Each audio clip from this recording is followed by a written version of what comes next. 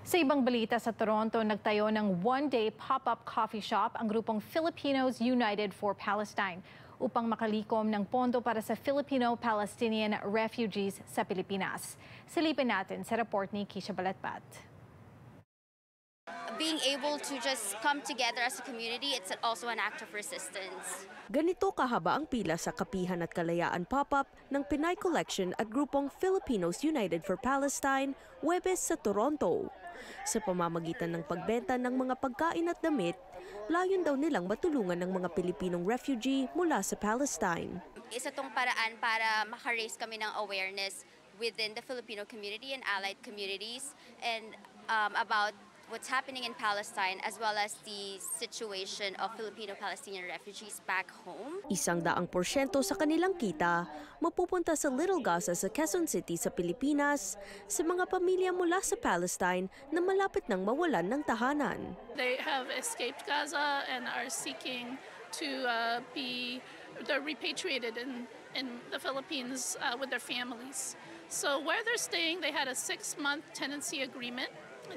It's reached the 6th month, so they are in need of other housing, safety basics to keep their family together. Naisip daw ng grupo na magtayo ng pop-up coffee shop dahil sa mga espasyong gaya nito, maari raw magsimula ang mga usapang makakaapekto sa lipunan. It's such a creative and nice space to foster community and also solidarity.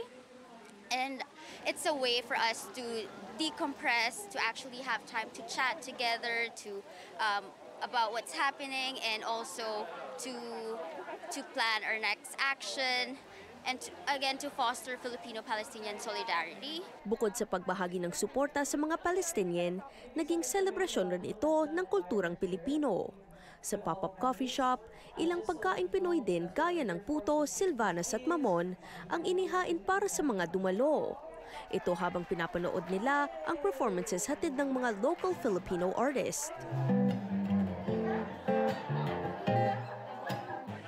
It's nice to see folks in a different context because I think the Filipinos United for Palestine group has done other events, and but never something like this that includes music, spoken word, art.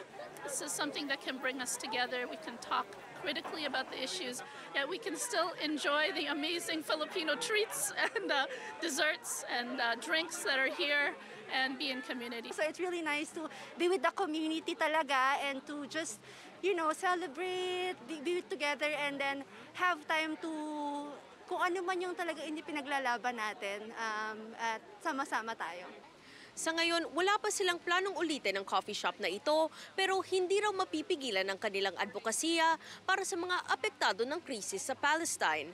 Patuloy raw sila sasali sa mga protesta at magbabahagi ng mga resources para palawakin ang kaalaman ng komunidad sa nangyayari sa rehiyon.